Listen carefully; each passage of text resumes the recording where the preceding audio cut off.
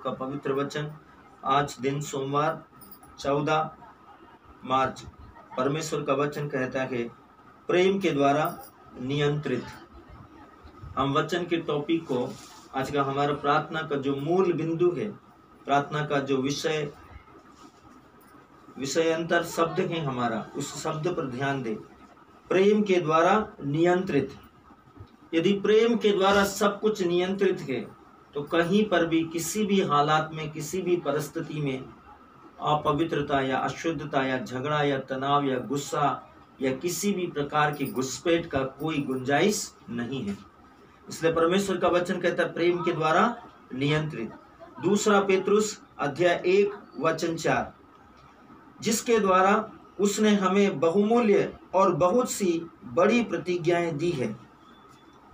परमेश्वर का वचन स्पष्ट रीति से कहता है ताकि उनके द्वारा तुम उस सड़ाहट से छूटकर जो संसार की बुरी अभिलाषाओं से होती है, ईश्वरीय स्वभाव के सहभागी हो जाओ। ये बहुत महत्वपूर्ण है। सर्वशक्तिमान का वचन आपको और मुझको कहता है जिसके द्वारा उसने बहुमूल्य और बहुत ही बड़ी प्रतिज्ञा दी है। बहुमूल्य और बहुत बड़ी, सबसे बड़ी प्रतिज्ञा परमेश्वर का वचन कहता है ताकि उसके द्वारा, उस प्रतिज्ञा के द्वारा, प्रतिज्ञा क्या है? यीशु मसीह में विश्वास करने के द्वारा हम परमेश्वर की संतान हो जाते हैं, उसके प्रतिरूप हो जाते हैं। यदि हम परमेश्वर की संतान हैं तो परमेश्वर का डीएनए, परमेश्वर का स्वभाव, परमेश्वर का पैतृक जेनेटिक जीवन हमारे अंदर है। पीढ़ी दर पीढ़ी पैतृक जीवन परमेश्वर का हमारे अंदर है, हमारे स्वभाव में है, हमारे खून में है, हमारे चरित्र में है। जैसा स्वभाव यीशु का है वैसा ही हमारा भी है। इसलिए परमेश्वर का वचन कहता है ताकि उनके द्वारा हम उस सड़ाहट से छूटकर, जिसमें हम पहले थे, विश्वास में आने से पहले, उद्धार पाने से पहले, जिन पापों में, अपराधों में, अविश्वास में, अंधकार में, अंधविश्वास में हम थे, उस सड़ाहट से छूटकर जो संसार में बुरी अभिलाषाओं से होती है, व्यभिचार, पाप, ईर्ष्या, दलबंदी, कट्टरपंथी, अपराध, अविश्वास, अवसाद, अनादरता, अनाज्ञाकारिता, अंधविश्वास, दुष्टता, बुरे विचार, गुस्सा, ईर्ष्या, द्वेष, नफरत, आत्मग्लानि, हर प्रकार के सांसारिक शक्ति जो संसार की बुरी अभिलाषाओं से होती है, ईश्वरीय स्वभाव के सहभागी हो जाओ। प्रभु एक निमंत्रण है, इन्विटेशन है आपको और मेरे को, एक निमंत्रण, एक न्योता है। आप बुलाए गए हैं स्वर्गीय स्थानों में परमेश्वर के साथ सहभागी होने के लिए। और वचन कहता है कि ईश्वरीय स्वभाव के सहभागी हो जाओ। आपके और मेरे लिए ये अनिवार्य है कि हम परमेश्वर के स्वभाव में बन जाएं। और यही बात में परमेश्वर का वचन कहता, थके मांदे और बोझ से लदे हुए तुम सबके सब मेरे पास आओ, मैं तुम्हें विश्राम दूंगा। मेरा जुए का मतलब होता है स्वभाव। मेरा स्वभाव अपने ऊपर ले लो और मुझसे सीखो, मैं स्वभाव से नम्र और दीन हूं। प्रभु चाहता है कि आप उसके स्वभाव के सहभागी हो जाएं। जैसे वो स्वर्ग में है, आत्मा में, मनुष्यों में, विश्वासी और धर्मी और पवित्र जनों में है, वैसे हम उसके स्वभाव में हो जाए। परमेश्वर आपको और मुझको पवित्र देखना चाहता है, गुस्से से भरा हुआ, अपवित्रता से भरा हुआ, अपशब्दों से भरा हुआ, अंधकार के कामों से भरा हुआ, अपवित्र जीवन जीने वाला व्यक्ति के रूप में परमेश्वर आपको और मुझको देखना नहीं चाहता। क्योंकि उसने आरंभ में ही, बाइबल बताती है कि उसने आदम को अपनी समानता में बनाया और उसने आदम को पवित्रता के स्थान में रखा जहां पर मृत्यु नहीं थी। आज्ञाओं के उल्लंघन के द्वारा, अपनी मनमानी के कारण मृत्यु उनके अंदर आ गई। ईश्वर की इच्छा के विरोध में जाने से मृत्यु जीवन में आ गई। और प्रभु आपको और मुझको नहीं चाहता कि हम उस जीवन में जिए जिसमें मृत्यु है और अनंत काल तक की नरक की दंड आज्ञाएं हैं। परमेश्वर चाहता है कुछ वस्तुएं हैं जो मसीहों को, विश्वासियों को प्रभावित कर सकती है।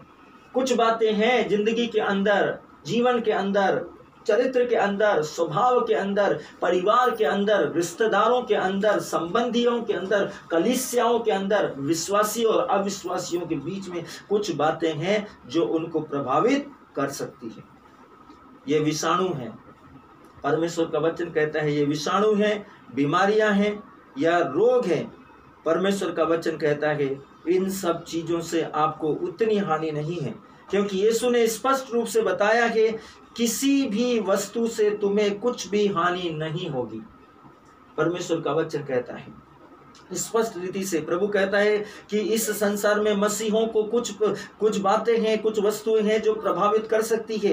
ये विषाणु, बीमारियां या रोग नहीं है, क्योंकि यीशु ने स्पष्ट रूप से बताया है, अपने शब्दों में, प्रकट शब्दों से कहा है, मैंने तुम्हें सांपों, बिच्छुओं और बैरी की सब शक्ति को कुचलने की सामर्थ्य दी है, कुछ भी तुम्हें हानि नहीं पहुंचा सकेगी। संत लूकस का सुसमाचार अध्याय 10 वचन 19 में।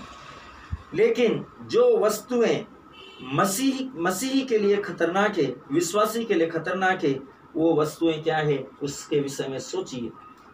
प्रभु का वचन कहता है गुस्सा, कड़वाहट, डर, अविश्वास इत्यादि बहुत हमारे दैनिक जीवन का हिस्सा परमेश्वर आज आपके और मेरे सामने लेकर आता है।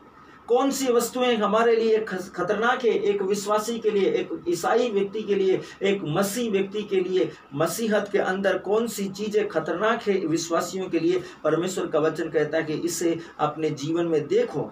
गुस्सा, कड़वाहट, डर, अविश्वास इत्यादि। इब्रानियों का पत्र अध्याय 12 वचन 15 आप पढ़ेंगे, परमेश्वर बताएगा, वहां पर लिखा हुआ है कि इससे भी ज्यादा भयानक आपका और मेरा जिंदगी के अंदर स्वभाव में और नेचर में, व्यवहार में बहुत सारी चीजें इस संसार की हमारे जिंदगी के अंदर काम कर रही है और उनका आधिपत्य हम पर है, हम उनके गुलाम हैं। आप और मैं नहीं बोल सकते कि मुझे तो गुस्सा आता ही नहीं है, मेरे जीवन कड़वाहट से भरा ही नहीं है, मैं बुरा मानता ही नहीं हूँ, हम नहीं बोल सकते। हम सब ये सब करते हैं, हमारी जिंदगी में ये सब होता है और इसके साथ हम जीते हैं। परमेश्वर का वचन कहता है ध्यान से देखते रहो। प्रभु कहता है ध्यान से देखते रहो, ऐसा न हो कि कोई परमेश्वर के अनुग्रह से वंचित रह जाए। आपको इतने गंभीरता के साथ बताने का मतलब यही है कि हमें जो एक दूसरे के लिए परमेश्वर ने मध्यस्थता करने के लिए कहा है कि एक दूसरे के लिए सहायक बने, एक दूसरे के उद्धार में सहयोगी बने। इसलिए प्रभु कहता है कि ध्यान से देखो, यदि आपको कोई ऐसा दिखता है उसको समझाओ, उसको बताओ, उसको प्रेरित करो, उसको प्रेरणा दो, उसके लिए प्रार्थना करो, उसको उसके बुरे आचरण के विषय में बताओ, ताकि वे अपने आचरण, अपने बिहेवियर से पलट जाए, ताकि उसकी आत्मा नरक जाने से बच जाए और आपको एक आत्मा को बचाने का पुरस्कार स्वर्ग में प्राप्त हो। परमेश्वर का वचन कहता है ध्यान से देखते रहो, ऐसा न हो कि कोई परमेश्वर के अनुग्रह से वंचित रह जाए या कोई कड़वी जड़ पौधे के रूप में आपके अंदर अंकुरित होकर आपको कष्ट दे, एक पौधा बनकर, एक पेड़ बनकर, और उसके द्वारा बहुत से लोग अशुद्ध हो जाए। बहुत से लोग उस कड़वे बीज के द्वारा, उस विचार के द्वारा, उस स्वभाव के द्वारा, उस बिहेवियर के द्वारा, उस बुरी आदत के द्वारा, उस बुरी इच्छा शक्ति के द्वारा, बुराई की प्रवृत्ति के द्वारा बहुत से लोग अशुद्ध न हो जाए। परमेश्वर का वचन कहता है कि उससे अपने आप को सावधान रखो। मसीही दैवीय स्वभाव का एक सहभागी है। जब आप एक क्रिस्तीय हैं, एक सच्चे विश्वासी हैं, तो आप दैवीय स्वभाव, पवित्र आत्मा की महिमा से भरा हुआ जीवन है। परमेश्वर का वचन कहता है इतना पवित्रता के साथ परमेश्वर आपको आत्मा का स्तर में देखता है। जब आप एक विश्वासी हैं, विश्वासी जीवन जी रहे हैं, धर्मी जीवन जी रहे हैं, तो मसीही दैवीय स्वभाव का एक सहभागी है। उसके पास परमेश्वर का जीवन और स्वभाव है। आप जब विश्वास में परमेश्वर के साथ पूर्ण पश्चाताप के साथ आ जाते हैं, परमेश्वर के पवित्र स्थानों में बुलाए जाते हैं, अनुग्रह के स्थानों में आ जाते हैं, तब आप परमेश्वर के सामने कैसे हैं? आपके पास में एक दैवीय स्वभाव के सहभागी होकर आपके पास परमेश्वर का जीवन और स्वभाव है और सत्य निष्ठा का स्वभाव है। हमेशा हमेशा आप धर्मी हैं, अब्राहम के जैसे। परमेश्वर का वचन कहता है यही है जो इसे एक बड़ी चिंता बताता है। जब आप उन मसीहों को देखते हैं जो प्रेम में नहीं चलते, तब एक बड़ी चिंता की बात है। जो प्रेम में नहीं चलता, वो कड़वाहट में, गुस्से में, नफरत में, ईर्ष्या में, विद्वेष में और कई प्रकार की पाप की परिकाष्ठाओं में जीवन जीता है। संत लूकस का सुसमाचार अध्याय 6 वचन 27 कहता है स्पष्ट तरीकों से। लूकस अध्याय 6 वचन 27 में यीशु ने भी साफ शब्दों में बताया है, परंतु मैं तुम सुनने वालों से कहता हूँ हर एक व्यक्ति जो परमेश्वर का वचन आज यहाँ सुन रहा है, हर एक व्यक्ति से परमेश्वर का वचन लूकास अध्याय 6 वचन 27 में यीशु ने कहा, परंतु मैं तुम सुनने वालों से कहता हूँ कि अपने शत्रुओं से प्रेम रखो, जो तुमसे बैर करे उनका भला करो। 35वें वचन में उसने यही कहा, यही दोहराया, वरन अपने शत्रुओं से प्रेम रखो और भलाई करो।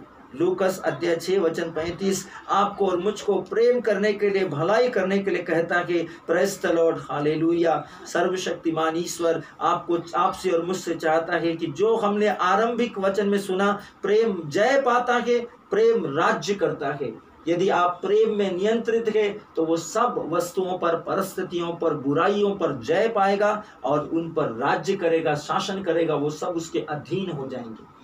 परमेश्वर सर्वशक्तिमान का वचन कहता है, जब आप प्रेम में चलते हैं तब आप एक स्वामी हैं, अधिकारी हैं, उस वस्तुओं पर, उन परिस्थितियों पर प्रभुत्व रखते हैं, वो सब आपको